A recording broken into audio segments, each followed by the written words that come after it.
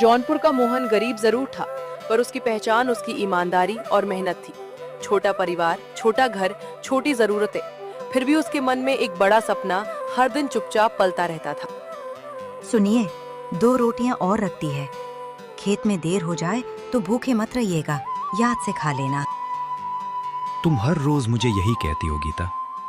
भूख से पहले तो कर्ज याद आ जाता है।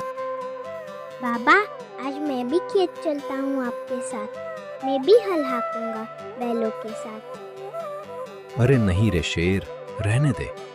बैल तुझे हाँक देंगे। पहले बड़ा हो जा, फिर चलना। मजाक अपनी जगह है, पर घर का अनाज सच में कम बचा है। इस बार फसल भी अच्छी नहीं लगी है। जानता हूं गीता, दिन रात एक कर दूंगा।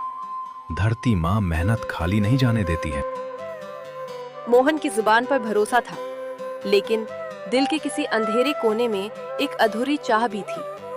कभी तो ऐसा दिन आए जब वो एक ही झटके में सारी तंगी मिटा दे, अपना पूरा कर्ज समाप्त कर दे।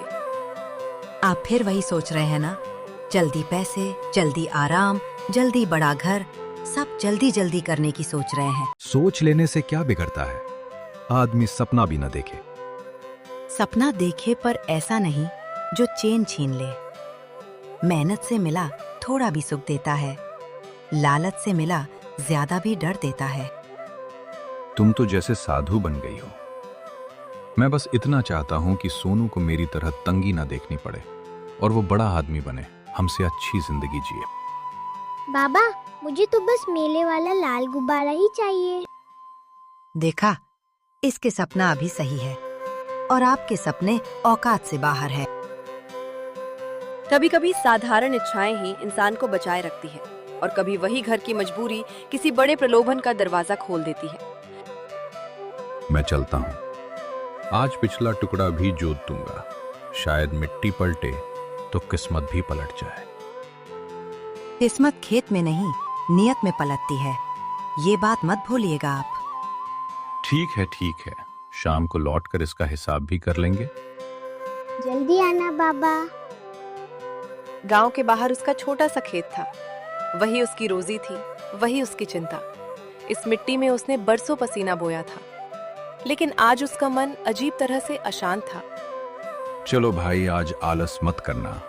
हम सब की किस्मत तुम दोनों के कंधों पर है। अगर बस एक अच्छी फसल हो जाए या कहीं से थोड़ा धन मिल जाए तो सब बदल सकता है।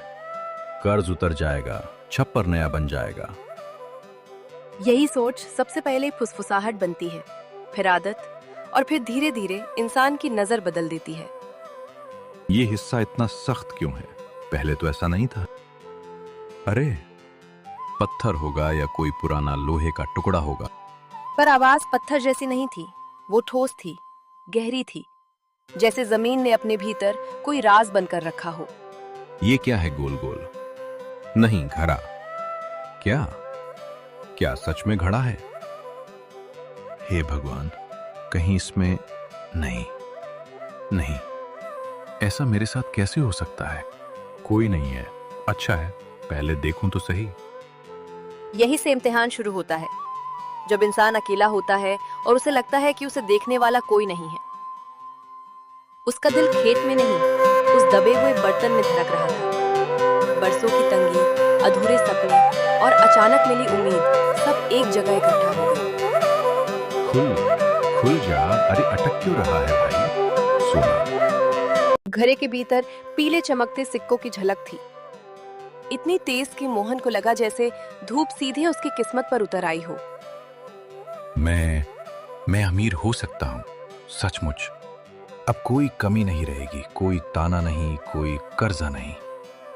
ये मेरा ही तो है, मेरी जमीन से निकला है, मुझे मिला है।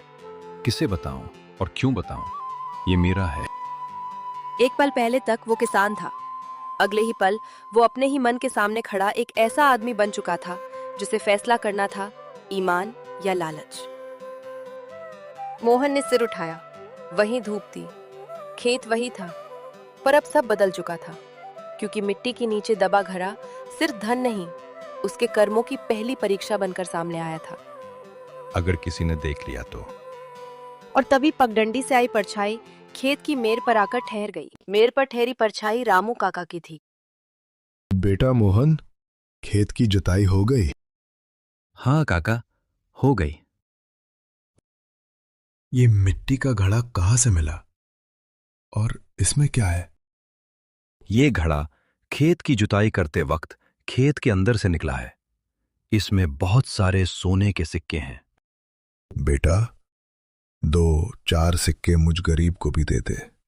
मेरा सारा कर्ज उतर जाएगा और मैं किसी को बताऊंगा भी नहीं कि तुझे सोने के सिक्के से भरा मटका मिला है। ठीक है, 4 सिक्के मैं आपको देता हूं, पर बाद में किसी को मत बताना। मोहन ने 4 सिक्के रामू काका को दे दिए और अपने घर को चला गया, जहां गीता उसका इंतजार कर रही थी। आ गए आप? और ये मिट्टी का घड़ा किसका है और इसमें क्या है? गीता, मेरा सपना सच हो गया। हम अमीर हो गए। ये देखो, मुझे जुताई करते समय अपने खेत में ये घड़ा मिला है जिसमें सोने के सिक्के हैं। अब हमारा सारा कर्जा उतर जाएगा और हम अमीर हो जाएंगे। सच में हम अमीर हो गए।